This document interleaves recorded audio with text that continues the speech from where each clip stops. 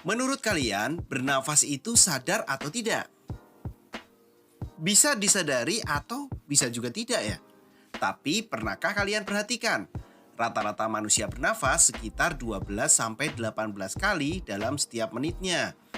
Itu artinya dalam satu hari kita akan bernafas sebanyak 17.280 kali. Wah, ternyata banyak juga ya.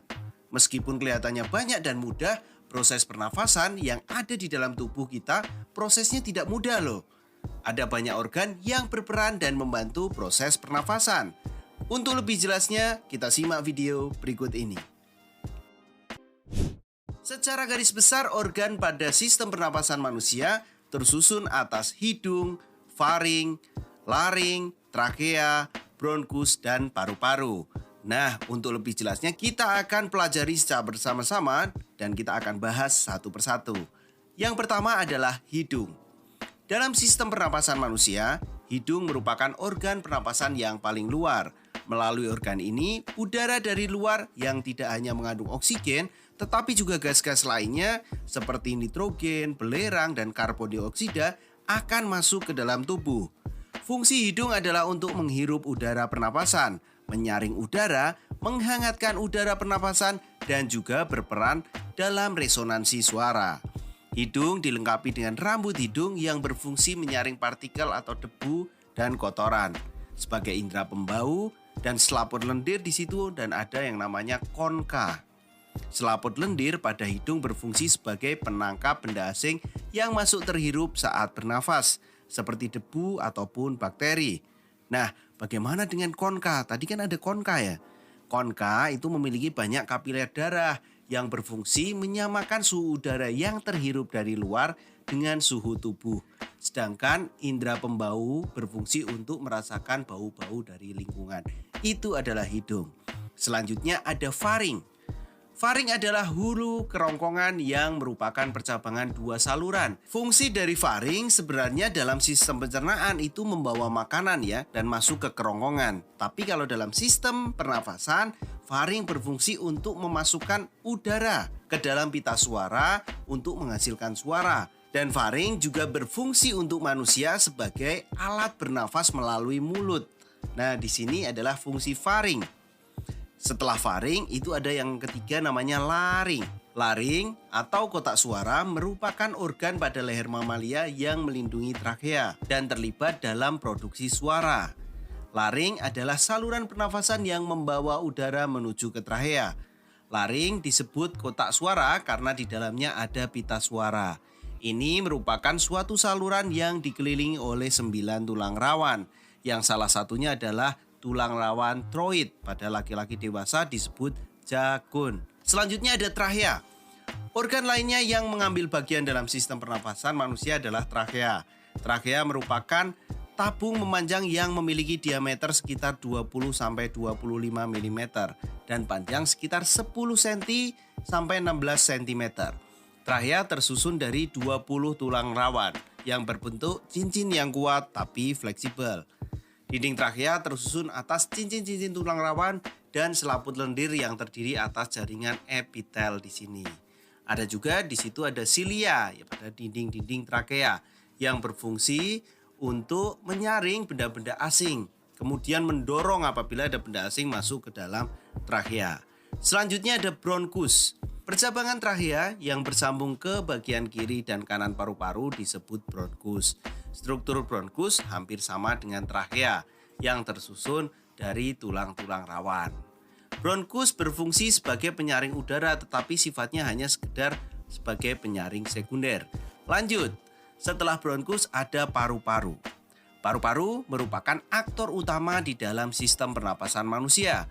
Organ ini dibungkus oleh selaput rangkap dua yang disebut pleura, yang berfungsi untuk melindungi paru-paru dari gesekan saat mengembang atau mengimpis. Fungsinya adalah menukar oksigen dari udara dengan karbon dioksida dalam darah. Nah, paru-paru terletak di rongga dada manusia. Antara rongga dada dan rongga perut terdapat sebuah pembatas yang disebut diafragma. Sekat ini nantinya akan berguna bagi proses masuknya udara ke paru-paru atau inspirasi dan mengeluarkan udara dari paru-paru atau ekspirasi. Di dalam paru-paru itu terdapat organ-organ lainnya seperti bronkeolus yang merupakan percabangan dari bronkus. Ada juga alveolus yang berperan dalam pertukaran gas oksigen dan karbon dioksida. Benar kan? Bernafas ternyata tidak hanya sekedar hidung, tapi ada banyak organ lain yang berperan dalam proses pernafasan kita. Proses pernafasan manusia dimulai dari menghirup oksigen, melakukan pertukaran dengan karbon dioksida di paru-paru, lalu dikeluarkan bersama dengan uap air lewat rongga hidung. Walaupun prosesnya sama di tiap manusia, ternyata terdapat beberapa faktor yang dapat memengaruhi frekuensi pernapasan pada manusia. Apa saja faktor yang mempengaruhi frekuensi pernapasan? Frekuensi pernapasan pada manusia dikontrol oleh bagian otak yang disebut dengan medula oblongata. Di medula oblongata terdapat sel-sel yang sangat peka terhadap karbon dioksida dalam darah. Ketika kadar karbon dioksida dalam darah meningkat hingga di atas normal, medula oblongata akan meningkatkan aktivitas otot-otot interkostal dan diafragma. Akibatnya frekuensi pernapasan akan meningkat karena di situ akan mengembalikan konsentrasi karbon dioksida ke batas normal. Beberapa faktor yang mempengaruhi medula oblongata untuk meningkatkan atau menurunkan ritme pernapasan adalah usia, aktivitas, jenis kelamin, suhu tubuh, serta posisi tubuh. Kita akan bahas satu persatu agar kita menjadi lebih jelas tentang faktor yang mempengaruhi frekuensi pernapasan manusia. Yang pertama adalah usia. Jika kita perhatikan, bayi memiliki frekuensi pernapasan yang lebih cepat dibandingkan dengan orang dewasa. Hal ini disebabkan karena bayi masih berada dalam masa pertumbuhan dan perkembangan, sehingga membutuhkan energi yang lebih banyak untuk mendukung tumbuh kembangnya. Nah, yang kedua adalah aktivitas. Semakin berat aktivitas seseorang, maka frekuensi pernapasan pun akan semakin meningkat. Nah, fungsinya di sini adalah memasok energi yang dibutuhkan untuk mendukung aktivitas. Tentu semakin banyak aktivitasnya kita butuh banyak energi dan di situ frekuensi pernapasan akan meningkat. Yang ketiga ada jenis kelamin. Jenis kelamin pun memiliki pengaruh terhadap frekuensi pernapasan pada manusia. Laki-laki biasanya memiliki tingkat yang lebih tinggi dibandingkan dengan perempuan. Hal ini dikarenakan volume paru-paru pada perempuan itu lebih kecil dibanding laki-laki. Nah, yang keempat ada suhu tubuh. Ketika seseorang merasa kedinginan dan suhu tubuhnya menurun, otak akan mengirimkan sinyal agar paru-paru meningkatkan frekuensi pernapasannya. Dengan begitu, tubuh akan mempercepat pembakaran agar tetap hangat, sehingga frekuensi pernafasan akan meningkat. Yang kelima ada posisi tubuh. Terakhir, ini juga dapat dipengaruhi oleh posisi tubuh juga frekuensi pernafasan manusia. Jika seseorang berada pada posisi berdiri, frekuensi pernapasannya akan lebih tinggi dibandingkan jika ia sedang duduk atau berbaring. Hal ini terjadi karena ketika berdiri, tubuh memerlukan energi yang lebih besar untuk menjaga agar tetap seimbang, sehingga frekuensi pernafasan ditingkatkan untuk memenuhi kebutuhan energi. Secara umum itu adalah pernafasan itu erat hubungannya dengan kebutuhan energi manusia. Perlu sahabat ketahui, rentang pernapasan normal pada orang dewasa dan anak-anak berbeda. Meskipun laju pernapasan normal dapat sedikit berbeda saja antar individu. Ada kisaran yang dianggap umum oleh dokter ataupun ahli-ahli medis. Laju pernapasan normal orang dewasa yang sehat itu rentangnya antara 12 dan 20 nafas per menit. Pada kecepatan pernapasan ini, karbon dioksida keluar dari paru-paru dengan kecepatan yang sama dengan yang diproduksi oleh tubuh. Tingkat pernapasan di bawah 12 atau di atas 20 dapat berarti gangguan pada proses pernapasan normal. Nah, rentang pernapasan normal kalau pada anak-anak itu juga berbeda-beda sahabat semua. Tingkat pernapasan normal untuk anak-anak dalam nafas per menit itu bisa kita tampilkan sebagai berikut. Menarik nafas panjang lalu menghembuskannya, sederhananya begitulah kira-kira mekanisme pernapasan.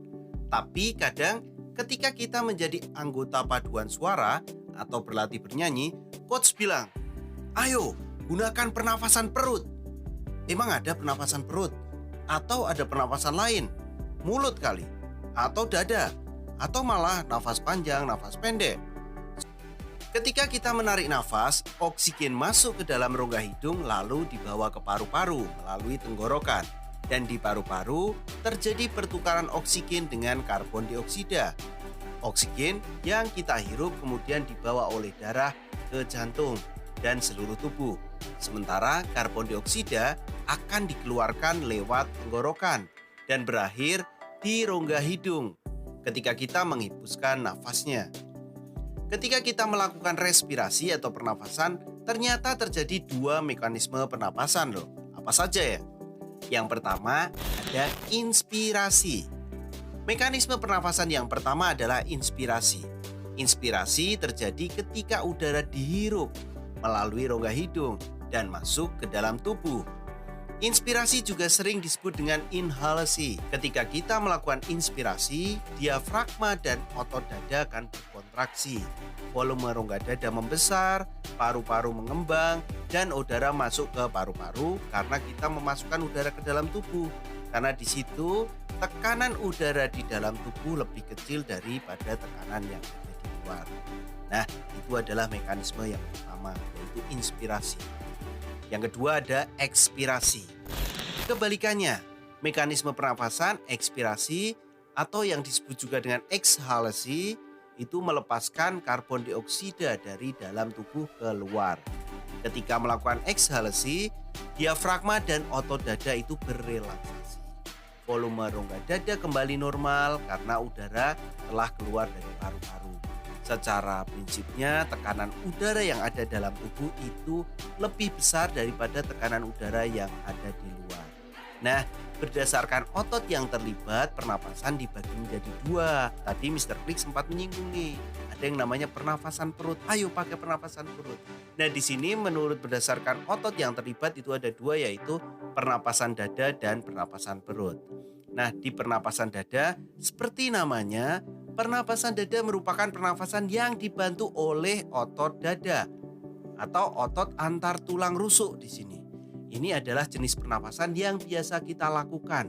Yang kalau kita sebagai umat manusia nih, standby aja, badan kita otomatis melakukan pernapasan dada. Proses dari pernapasan dada itu seperti saat inspirasi, itu otot tulang rusuknya akan berkontraksi. Hal ini membuat volume rongga dada terisi oleh udara. Nah, hasilnya nanti dada kita mengembang dan saat ekspirasi otot antar tulang rusuknya itu berrelaksasi. Jadi di sini coba sekarang kalian menghembuskan nafas deh. Bagaimana otot antar tulang rusuknya? Terasa santuy kan? Terasa santai kan di sini? Di saat ini karena ada udara-udara keluar, volume rongga dada itu akan mengecil. Kalau masih bingung, coba sambil praktekkan menempelkan tangan di dada kalian masing-masing ya. Itu rasakan pertambahan volume rongga dada dan saat kamu menarik nafas dan relaksasi otot antar tulang rusuk itu pada saat menghembuskan nafas. Bagaimana yang dirasakan? Apakah mengembang atau menipis di situ? Nah, jangan dihafalin tapi coba dipraktekkan. Selanjutnya adalah pernapasan perut. Lain halnya dengan pernapasan dada, pernapasan perut dibantu oleh otot diafragma. Letaknya ada di bawah perut. Makanya namanya pernapasan perut. Nah, coba sekarang letakkan tangan kamu di perut kalian masing-masing. Coba kita lakukan proses pernapasan. Dorong perut kalian, kemudian perlahan sambil menarik nafas. Jangan gunakan pernapasan dada ya. Di saat ini otot diafragma kamu yang berkontraksi kalau menggunakan pernapasan perut, sehingga membuat diafragma dalam keadaan datar. Volume rongga dada kamu akan membesar. Itu pada saat kalian menghirup udara. Jadi otot diafragma berkontraksi sehingga diafragmanya akan mendatar dan volume rongga dada akan membesar. Sekarang kebalikannya, coba hembuskan nafas kalian. Kalian akan merasakan otot diafragmanya relaksasi yang membuatnya melengkung ke rongga dadanya di sini dan volume rongga dada juga mengecil. Gimana? Udah paham belum? Nah, dalam hal ini kita coba tarik nafas dan keluarkan nafas sebagai acuan pernafasan. Jadi acuannya begini, secara lebih mudah pernapasan dada itu erat kaitannya dengan otot-otot tulang rusuk. sedangkan pernafasan perut erat kaitannya dengan diafragma. Dalam keadaan normal, kedua paru-paru dapat menampung udara sebanyak 6 liter. Seiring dengan pertambahan usia, kapasitas paru-paru dan fungsinya akan mengalami penurunan, terutama setelah memasuki usia 35 tahun. Namun, kapasitas paru-paru juga bisa berkurang pada orang yang berusia lebih muda, khususnya pada orang yang memiliki penyakit tertentu. Lalu sebenarnya berapa volume perbagian waktu inspirasi maupun ekspirasi secara ideal? Volume udara pernafasan dapat diukur menggunakan respirometer. Secara garis besar atau secara ideal, volume udara pernafasan dapat dibedakan menjadi 6 jenis volume. Yang pertama adalah volume tidal. Volume tidal adalah volume udara pernafasan waktu inspirasi biasa itu besarnya kurang lebih 500 cc atau 500 ml. Nah, itu adalah volume tidal. Jadi volume waktu inspirasi biasa. Inspirasi dan ekspirasi biasa. Itu adalah volume tidal. Yang kedua adalah udara komplementer atau volume cadangan inspirasi. Jadi volume cadangan inspirasi atau udara komplementer merupakan volume udara yang masih dapat dimasukkan secara maksimal setelah bernafas atau inspirasi biasa. Jadi ini pernafasan menarik secara maksimal, inspirasi secara maksimal, yang besarnya kurang lebih adalah 1500 cc atau 1500 ml. Itu adalah udara komplementer. Yang ketiga adalah udara suplementer atau volume cadangan ekspirasi. Volume cadangan ekspirasi atau udara suplementer adalah volume udara yang masih dapat dikeluarkan secara maksimal setelah mengeluarkan nafas ekspirasi biasa. Besarnya kurang lebih 1500 cc atau 1500 ml. Dan yang keempat ada volume sisa atau residu. Volume sisa atau residu adalah volume udara yang masih tersisa di dalam paru-paru setelah mengeluarkan nafas secara maksimal. Biasanya berkisar sekitar 1000 cc atau 1000 ml. Yang kelima adalah kapasitas vital. Kapasitas vital merupakan volume udara yang dapat dikeluarkan semaksimal mungkin setelah melakukan inspirasi semaksimal mungkin juga, yang besarnya kurang lebih adalah 3500 cc atau 3500 ml. Jadi sebenarnya kapasitas vital itu merupakan jumlah dari volume tidal tambah volume cadangan inspirasi atau udara komplementer ditambah volume cadangan ekspirasi atau udara suplementer. Di situ akan menghasilkan kapasitas vital. Yang keenam ada volume total paru-paru. Nah, untuk menghitung semua volume udara total paru-paru itu merupakan volume udara yang dapat ditampung oleh paru-paru semaksimal mungkin. Besarnya itu kurang lebih 4500 cc atau 4500 cc. Jadi volume total paru-paru merupakan jumlah volume residu atau volume sisa ditambah kapasitas vital di sini. Secara ringkas, volume udara pernafasan pada manusia dapat dilihat dari grafik percobaan pada volume pengukuran pernafasan pada manusia yang ditunjukkan pada gambar berikut. Volume udara pernafasan setiap orang berbeda-beda. Hal ini disebabkan karena setiap orang memiliki volume paru-paru yang berbeda juga. Volume paru-paru selain dipengaruhi oleh faktor genetik juga dipengaruhi oleh latihan. Para atlet, perenang, dan orang yang berlatih yoga itu memiliki volume paru-paru yang lebih besar. Demikian pula dengan orang yang tinggal di dataran tinggi, di mana kadar oksigennya rendah, cenderung memiliki volume paru-paru lebih besar. Laki-laki pada umumnya memiliki volume paru-paru yang lebih besar daripada wanita. Dan dalam keadaan normal biasa, manusia menghisap dan mengeluarkan udara pernapasan kurang lebih 500 cc. Ini udara tidal. Bila setengah liter ini telah dihembuskan, maka dapat mengerutkan otot perut kuat-kuat, masih dapat mengembuskan nafas 1,5 liter udara cadangan yang ada di paru-paru. Sahabat, kalian pernah gak sih berpikir seperti apa jadinya kalau kalian mengalami kesulitan pernafasan? Apalagi katanya dampak virus corona dapat menyebabkan manusia susah sekali untuk bernafas. Semoga jangan sampai terjadi ya. Meskipun demikian, seperti halnya anggota tubuh lain, sistem pernapasan manusia juga dapat terkena kelainan dan penyakit. Tapi, apa saja sih kelainan dan penyakit pada sistem pernapasan manusia? Terdapat beberapa kelainan dan penyakit pada sistem pernapasan manusia. Tentunya ada banyak, namun kita akan membahas beberapa kelainan dan penyakit pada sistem pernapasan manusia. Yang pertama adalah asma. Kamu pasti sudah familiar kan dengan istilah asma. Asma adalah penyakit yang terjadi karena penyempitan saluran pernapasan. Penyebab penyempitan saluran pernapasan biasanya disebabkan oleh alergi terhadap debu, pasir, bulu, serangga kecil, ataupun rambut. Penyakit ini juga dapat muncul kembali jika suhu lingkungan terlalu dingin atau ketika penderitanya mengalami masalah psikologis. Jika tidak diberi segera penanganan, penderita dapat mengalami kematian akibat sesak nafas.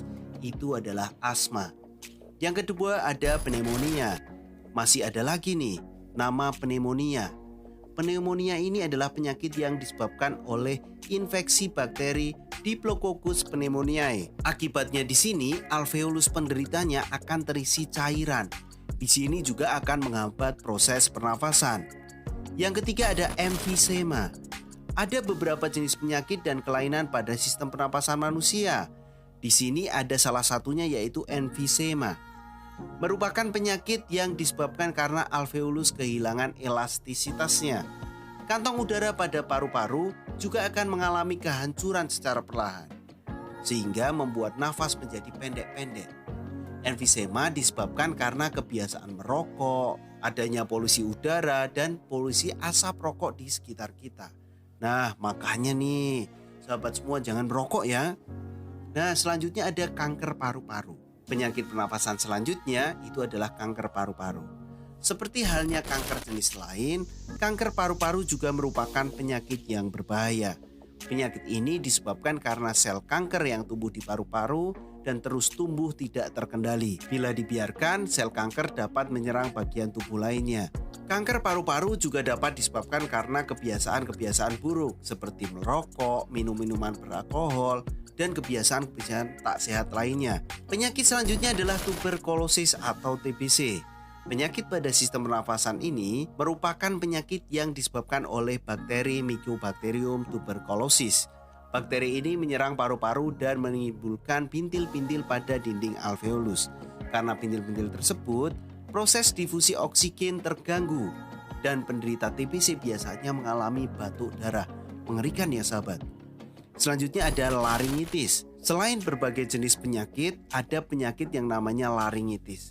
Penderita laringitis mengalami peradangan yang terjadi di laring atau pangkal tenggorokan karena infeksi bakteri, virus, ataupun jamur. Ada juga yang namanya bronkitis.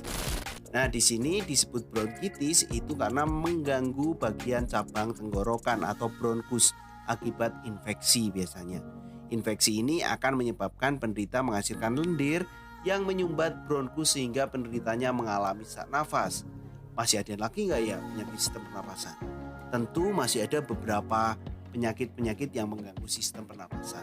Sahabat bisa browsing dan mengenal berbagai macam penyakit dan bagaimana mengetahui cara mencegah agar tidak terkena penyakit-penyakit tersebut.